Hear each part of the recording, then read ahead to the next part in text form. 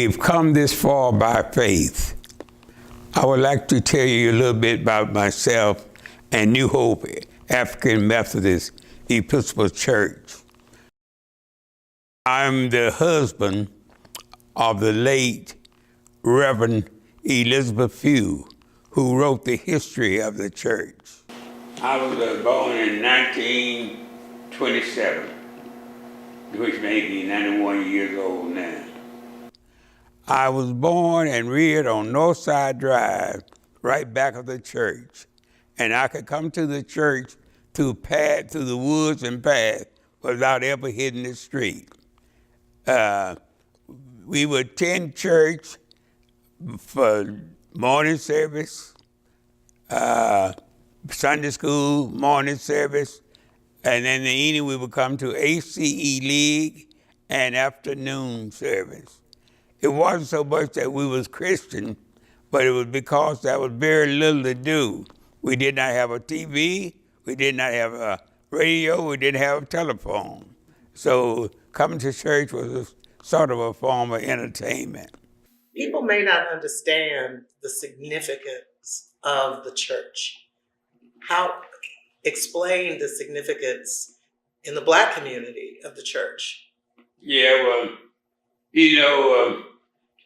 we had just come out of slavery, and we that was the only recourse we had was to pray and praise the Lord and thank Him. But even after we got out of slavery, there was very little money, very little to gather, but we could always count on the Lord to carry us through. The church consists of the parsonage. We call it the Life Center now. This parsonage was built under the pastorate of my uncle, Reverend J.F. Boulder, the first parsonage. Then we had the church, and the church was in several stages. Well, I think we started off with the brush arbor. Then we had the wooden church. Then we had the downstairs, and then the found church, which we are in now. The wooden church burned down, and we had to worship in the school. And amazingly, years later, the school burned, and we had to have school in the church. My understanding that the situation was because there weren't very many schools in the area at all. Yeah, that was not, I don't remember when they built the first school, but we went to, when I went to school, that was a 3-room school. Mm-hmm. Mm-hmm. But I don't know how long before. I think it was built, I'm sure it was built after he had donated the land. Mm-hmm. James Whistler Smith donated the land for the school. Yeah, it was my understanding the school was almost built in conjunction with the church. Yeah, you're right. And it was the only school that young people could go to. In fact, even then, it only went to the 7th grade, which means that when I got ready to go to high school, I went to Buckhead Washington High School on what was West Hunter Street then, out West Hunter.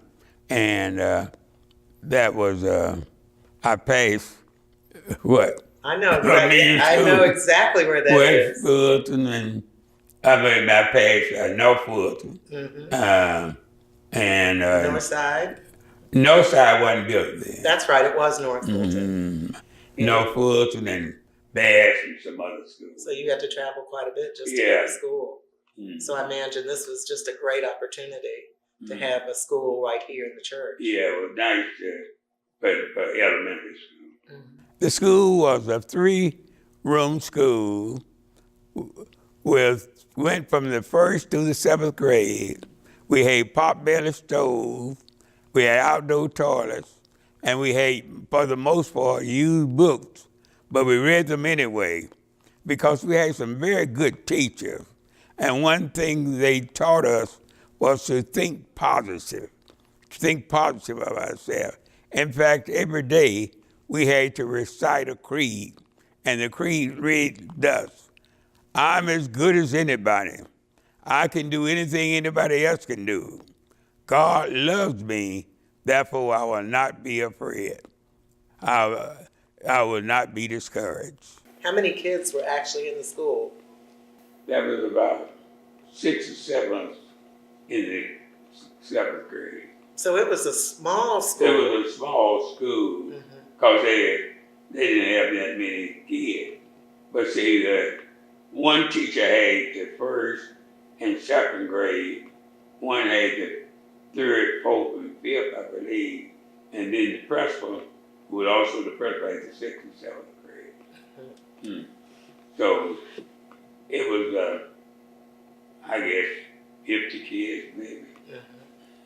That's not a bad number. No, maybe more than that.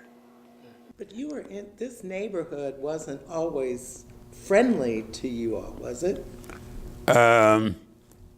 Back then, it was, when I can remember, it was friendly. Okay. But I really want to thank James Whistling Smith, because he donated land for a school, and that wasn't a popular decision back then. In fact, but he made it anyway. He made it anyway, and then 2 days later, he went home to be with the Lord. Wow. And we need to thank James Whistling Smith.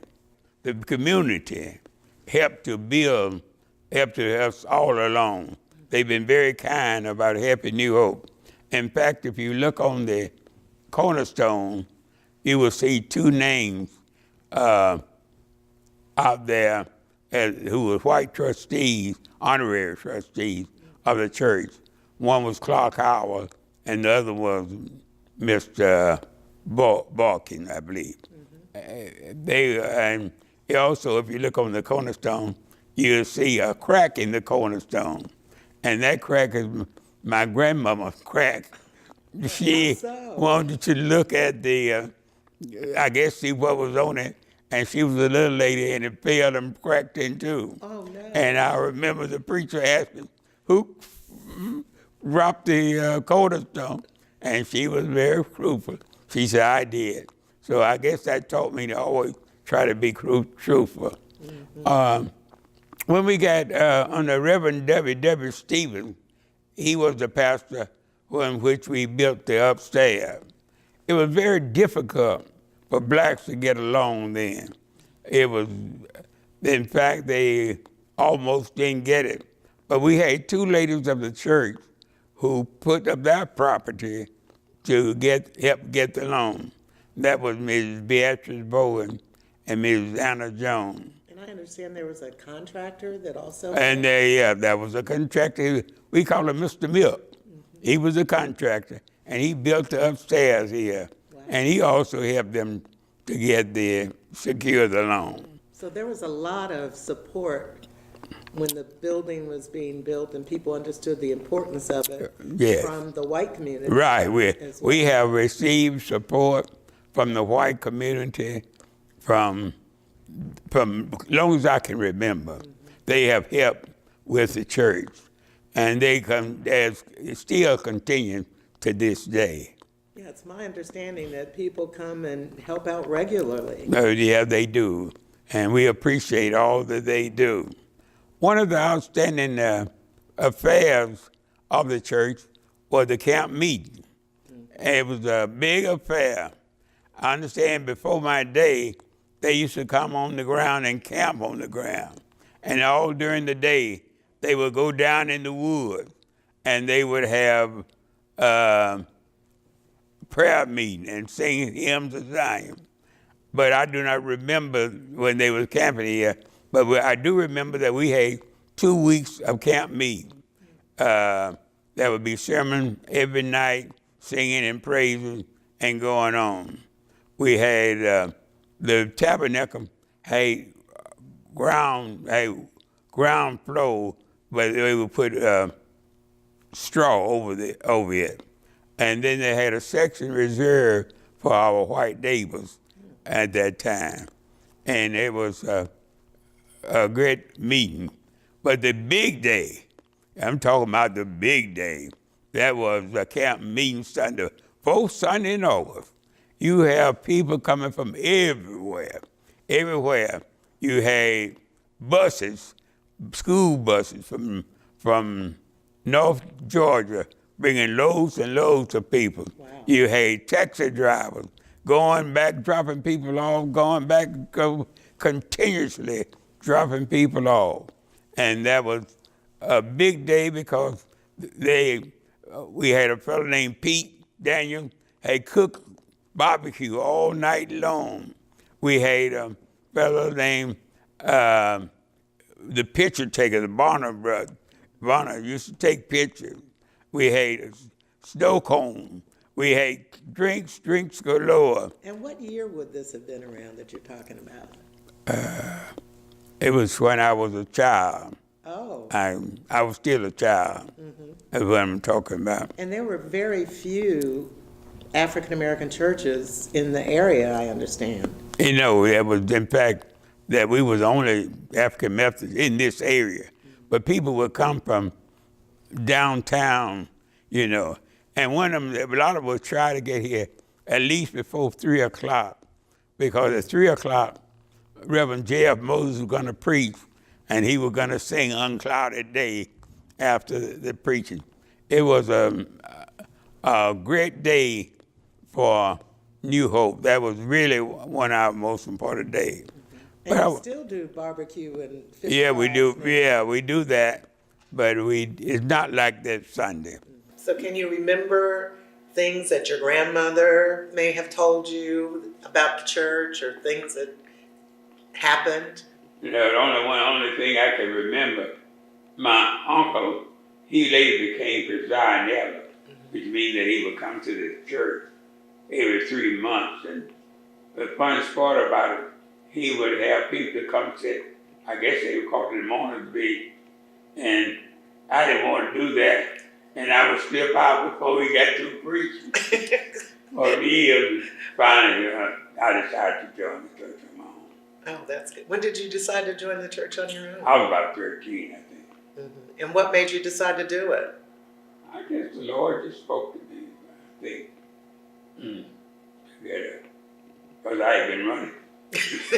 You'd been running.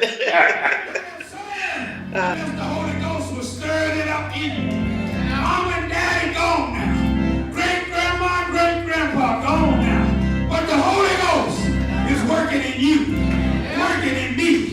It's that ghost, that Holy Ghost, that makes you work, makes you serve, makes you sacrifice, it makes you praise, makes you pray. Give God honor, give God glory, give God the hallelujah praise. He's worthy! He's worthy of all of your praise. Do you think people are surprised that this church is here in Buckhead? They are when they first learn about it. They are surprised. Like I said, when I can remember when there was only 2 houses on Arden Road, the Brandon House and the Hill House across the street. Then the Brandon owned all the land. If you go from here to Northside Drive, he owned all that land from Northside Drive on the right-hand side to Mose Mill and to Payson Ferry Road. Where were you all at the time? I lived on Northside Drive. Really? Where? Near where? Near, it was between Arden Road and Mose Mill Road. Oh, wow. And it was my understanding there were quite a few blacks that lived in that area. Yeah, but there was 2, there was 2 blacks owned by the Brandon. There was the house I lived in, and there was a house that the Stingers lived in, owned by the Brandon. But there was other houses on the left-hand side that blacks lived on. And it's amazing. The rent for our house was $8 a month. And we sometimes... On Northside Drive. On Northside Drive, and sometimes we didn't have that. Oh, my gosh. How large was the membership at the time? Was it? The membership, like I say, in the daytime, the membership I don't remember exactly how many, but it was the night service was just about as large as the day service because most of the people worked as servers and they had to work Sunday morning. So they came to church on Sunday evening. And we had one time, I don't know what the membership is now, but at one time we were sad.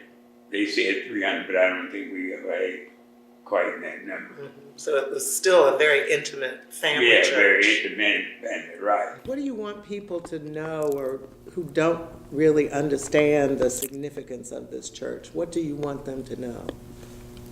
I want them to know that this is, the church is here. It was one of the most friendliest churches in Georgia or in the world as that's concerned. We welcome people all the time, and some blacks are beginning to move into the Buckhead community, and we hope some of them, in fact, some of them has already joined. I guess I could go on and on and on. You can. About the Be my church, guest. but one thing I want to say, I guess in closing, that I pray that New Hope will remain this beacon on the hill that's beckoning men and women to Christ.